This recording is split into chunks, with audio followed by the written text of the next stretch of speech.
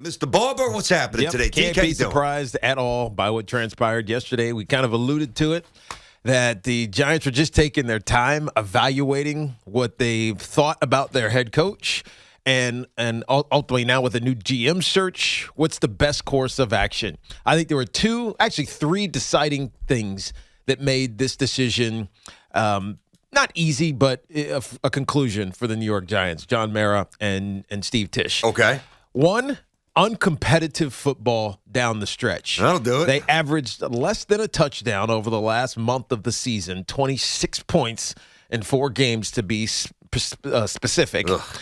Number two, after that Chicago loss, that rant that just was pointless and, distractionary and made us question the sanity maybe of Joe Judge is a lasting image. And then even though we talked about it yesterday, it actually probably was the right thing to do. 2nd and 11, V-shaped QB sneak, third and 9, same exact play. Those 3 things are going to be the lasting images of the Giants 2021 season. Whether that, was the reason for their 4-13 record or what, doesn't matter. That's what we're going to remember about this Giants 2021 season, and it makes it untenable to think about Joe Judge being your head coach going forward. So they do what was right, I think, in the minds of a lot of fans, a lot of media, and increasingly, according to Jay Glazer, a lot of the locker room as well. They kind of had to make this move, and now they're going to go about it, hopefully, the right way. Yeah. Hire a GM. Yeah. They're interviewing a bunch of people. You just heard it in Rex Update, and let that general manager determine who's going to be the next head coach. All right, couple things. Now, first of all, everything you just said, I totally agree with. You nailed it. Non-competitive football, that ridiculous rant, and obviously the quarterback sneak, that was the end. And those are the snapshots that will forever, serve as an encapsulation of this wretched brand of football for this season, seared in the minds of not just Giant fans, but football fans. I agree with you on that. I don't need to elaborate. You're right. The other thing, though, I want to add this. I believe there's a fourth, and that will be us. Yeah. And I don't mean us like Tiki and Tierney on the Fan. I mean the people. Like, if this is 1980 or this is 1990 or this is even 2004, I think that Joe Judge maybe gets another year. Like, I really believe that. First of all, I think that, and I heard Gio say this, and I think Gio's absolutely right. I think Joe Judge talked his way out of this job. It sounds like it. Like, they were predisposed to keeping him for whatever reason, and we all had doubts as to why, and we criticized him with great vigor for days here when we found out that he was safe, allegedly safe. But the Giants reacted to our reaction. It's unavoidable. No, you're right. I mean, they caved, and rightfully so, but they did. No one felt good about Joe Judge after this season. Nah. It just, and I don't know if that's all his fault, but it is certainly some of his fault because of what Gio was alluding to and what it feels like was actually the case. We also can't forget, and I had forgotten about this till a buddy sent it to me earlier yesterday, that he got into a fist fight with Mark Colombo. You remember this? The coach, that's right. The old Dallas offensive lineman. Yes. That was last year, though. No, was but still, last year? I think I don't remember, but it doesn't matter. Last year. It doesn't matter. Yeah. Who gets in a fight with a coach? Well, I mean, I'm not going to hold that against him. At least the guy cares. A head coach getting into a fight with an assistant coach. I'm not saying it's ideal, but I mean, you've seen nutty things. The last time we saw that was Buddy Ryan and Kevin Gilbride. Oh my good God! Seriously, BT, that doesn't happen. I'm not saying that it's common, but I'm not going to hold it over the guy's head. Well, I think it tells you how people in that staff even felt about him. Not to mention Golden Tate and Kelvin Benjamin. Not that you really care about Kelvin Benjamin. Not at all. But still, I think that it's what a mess. I had forgotten about it. I did too, to be honest with you. Until somebody reminded me about it. And it's like, what head coach gets into fights with their coaching staff? You tell me Parcells never got in somebody's mug where it got almost physical? I am sure, but I doubt that any of those assistant coaches had the stones to actually throw a punch at him. Yeah. Seriously. Think about the consequences of doing something like that. It's like that's like punching the principal. Well, you know what it means? It means that guys that coached for him did not respect him. Yep. period. Yeah. And as we look for the next head coach for the New York Giants, and we'll throw out some names and hopefully get some names from you guys out there as well. But when you think about it, the first thing that needs to happen is you got to walk into the room and everybody respects you. Yep. You walk in and it's not even a question. Is he going to make it? We believe that this guy knows exactly what he's doing. We couldn't do that actually with Joe Judge 2 years ago, 2 off seasons ago, because nobody knew who the hell Joe Judge was, period. Yeah, but I don't even want to start going against my argument because I'm completely with you. Mm-hmm. But I don't know that you need to be a known commodity to command some respect. For the New York Giants, you do. I don't know about that. I mean, I just don't know if I agree with that. If they bring in Bill Parcells was not known when he took over. It's a different era, dude. Okay, that's true. That's fair. Completely Anybody different know era. Zach Taylor in Cincinnati? No. I mean, look at the guy now. And by the way, Zach Taylor in Cincinnati, for 2 years, people thought he was incompetent and didn't know what he was doing. But he didn't talk himself out of the job. Agreed, That's all I'm saying. but he was going to get fired. Yes. You know why Zach Taylor is thriving right now? Because ownership is cheap, and they didn't want to eat that last year of the deal. That's a part of it. Not at all. Well, that's a big part of it. Ownership, but he's or got a general quarterback. manager, or whoever got lucky or smart or whatever you want to position it and drafted Joe Burrow. There's an answer. Right? There's an answer for the Cincinnati Bengals. There is future. There is a hope. It's because, man, our coach might have been waffling in the wind for a year and a half, but that Joe Burrow, yeah, he's got big stones, this kid. He's special. He's the man. To believe that players don't save coaches' jobs is a fallacy. Like people I'm think not it's going to dispute that. Absolutely. Joe Burrow saved what could have been a bad early fall of reputation for Zach Taylor. Yeah. Trust me. Yeah, on this. no, you talked to him. I remember talking to you after you talked to him. That's exactly right. You did the Bengals game for CBS. I don't know about this Zach Taylor You really guy. didn't say that on the air too much, but you're like, B, I don't know about this guy. This doesn't feel right. That's right. I remember that. And then the next year, because that was the end of the Andy Dalton era. Remember Ryan Finley? Finley from NC State, right? That's right. Yeah, and then, of course. And then Andy Dalton came back and was like, I don't know, man. Yeah. And then they drafted Joe Burrow. And it felt completely different for 6 weeks, 7 weeks. Then he got hurt. And then he came back, and he's having the season that he's having. He's unbelievable. Zach Taylor is saved because he has good talent. My point is, Joe Judge doesn't have good talent to save him. No, that's a even given. if he talked his way out of it, there's just everything was against him. He would have been fired next year. That's right. 877-337-6666. We're going to get calls early, as we always do. I want to say one thing, though. And they've earned all the hits. We've been banging on the Giants a lot. Again, they've earned it. Like we banged on certain teams in this town, and they earn it. I don't think we like to bang without merit. If you that probably sounds odd. That's probably a drop for the morning show, I'm sure. Al, here I'll help you with your job. Take it. Nobody likes to bang without merit. We'll probably hear this for the next 20 years. But the Giants been banged around a lot, and they've earned it. However, at least now, they haven't hired anybody yet, but at least they seem to be doing the right thing since. GM had to go, gone. Head coach had to go, gone. Outside blood for the GM spot, desperately needed. Last time they hired somebody from outside the organization for that spot was 1979 because the commissioner begged them. So they're doing that. They've said, we will allow the GM to run point on the coaching search. So I don't know who they're going to hire, and that's a part of today's show, but at least right now, things are kind of lined up the way good teams generally have them lined up, right, Tiki? I think you're absolutely right. I have in my mind who I think it would be my leader in my mind clubhouse, but we'll ask these guys. We'll save it for a little bit. Let's start with you. Let's go out to let's go to Long Island. Dan is on the fan with Tiki and Tierney. Good morning, Danny. What's happening, bud? How are you? Hey, doing well, guys. Doing well. How are you guys doing? We are good. What's up, Dan? Good. Just wanted to touch on the the new vacancy with Joe Judge and the GM. I agree with you guys totally. I don't think it was totally his fault in the beginning.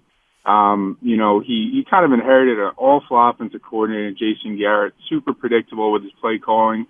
They had a pretty good defense last year, top 10 defense. Yep. And then this year kind of just fell off the rails. Just felt like he kind of, like you guys said, talked his way out of a job.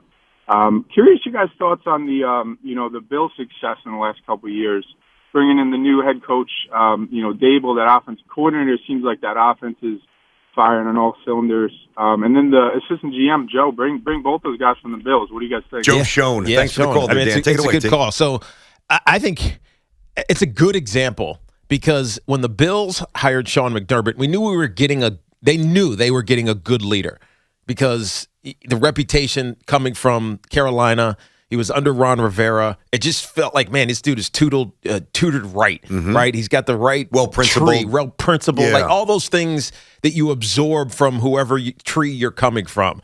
And then Brian Daboll, honestly, BT, I didn't know about him. I just had no idea. He was a tight end coach. He was a running back. Like, how's he going to tutor Josh Allen into becoming, a great player in this league? There's potential with Josh, but nothing he did in college translated to what he was going to be asked to do in the NFL.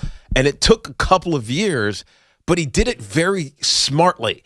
What was Josh Allen good at? Being a good athlete. So what did they let him do? Run like, if not more than, Lamar Jackson early on. So he felt like he had some success, and they won a couple of games. They were kind of middling, and then the next couple of years it just exploded. Like the job that Brian Daboll did, crafting the career that has become Josh Allen's career, it's amazing. And he deserves credit for it. And because of that, he got interest last year. Yeah, the Rams. To be a head coach, and he's going to get interest this year, and he probably will get a head coaching job. Let's get Dave, who's in Middlebury, Connecticut. Dave's on the fan, Tiki and Tierney. Dave, what up? Hey, guys. Good morning. Hey, Dave. What's up, Dave? Good. Long-time Giant fan and season ticket holder, and obviously so happy to have a clean slate. And looking forward to a meaningful path, going ahead for this franchise. Earlier, some of the guys were talking about Daniel Jones, some health questions, and obviously, his ability to play the game. Yeah.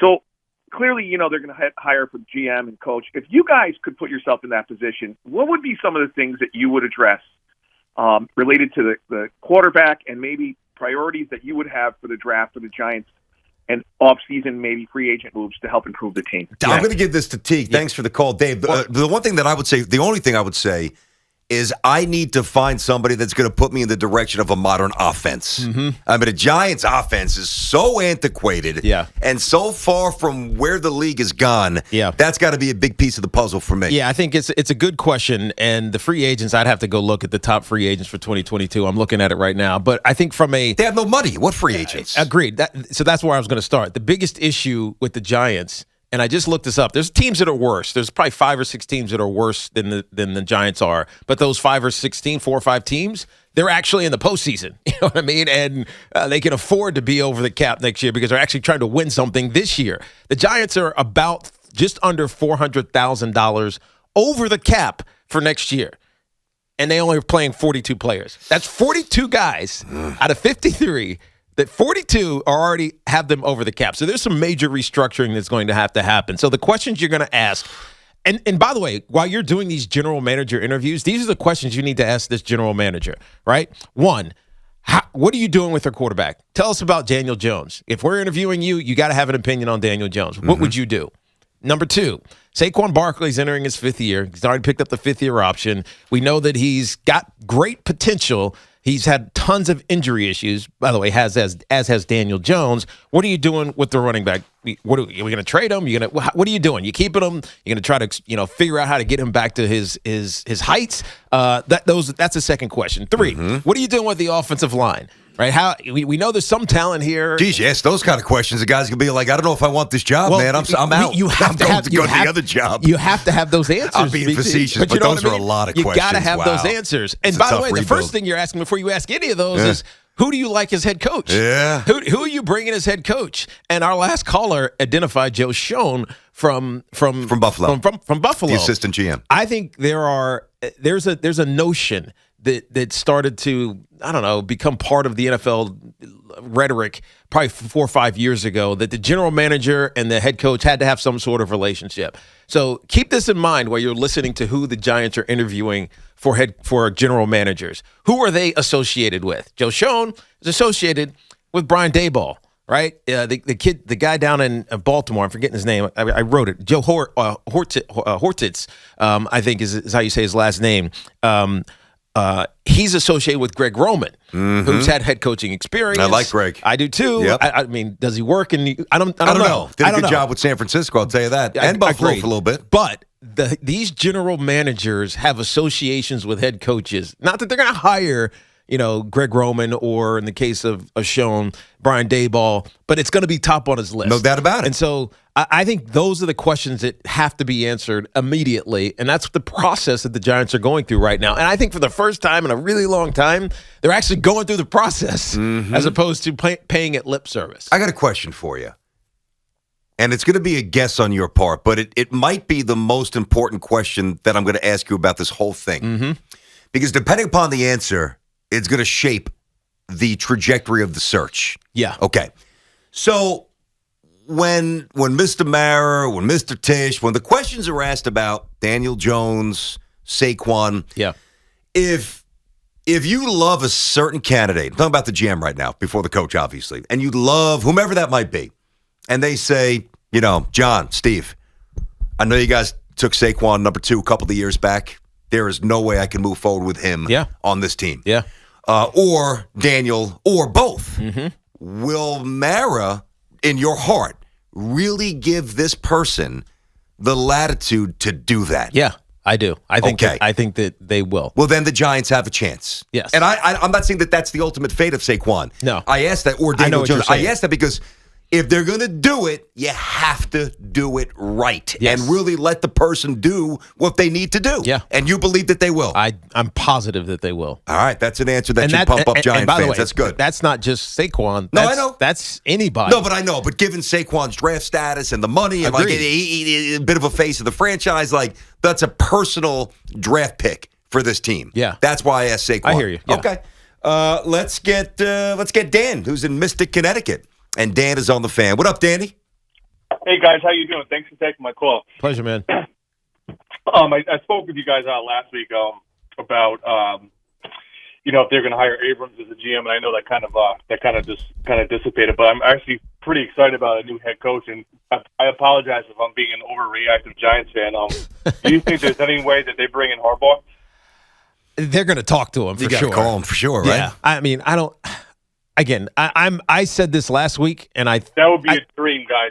Oh my gosh! Well, the reason it would is because there's respect. The respect that we were talking about, it's there. He's had success. Credibility. There's credibility. You're not looking sideways at the hire, saying, "Is this going to work?" Right? You just trust that it will. And I think anybody who's had any success on the NFL level, like Jim Harbaugh has, will get that reaction from Giants fans. Okay, I know that you can be successful because I've seen you be successful. And if it's anything less than that, then Giants fans are not going to be happy till they see wins. I think Giants fans want to have the hope that kind of Jet fans have right now. And the only way that's happening is if they get this head coaching hire correct. Giants have, now this doesn't mean too much once the season starts, but the Giants haven't won a press conference in a long time. True. I mean, McAdoo with the suit, it looked like a tent. Obviously, Shermer, everybody hated that. You know, I know he reached out to you, which made me happy. He was trying to get former Giants back in the mix, but that was a mess. Nobody really knew what to think of Joe Judge. All right, Belichick tree, which usually fails, special teams guy. They haven't won the press conference since Coughlin. No, that's right. It's been a long time. You're absolutely right. They haven't, and I don't know if that's what they're thinking about, but it is certainly something to think about, right? Optically, obviously, in actuality, is this the right hire? But optically, is it the right hire as well? That's got to be part of the consideration. All right, who do you want? Who do you want? We're going to empower you. Who do you want? Who would you hire? 877-337-6666.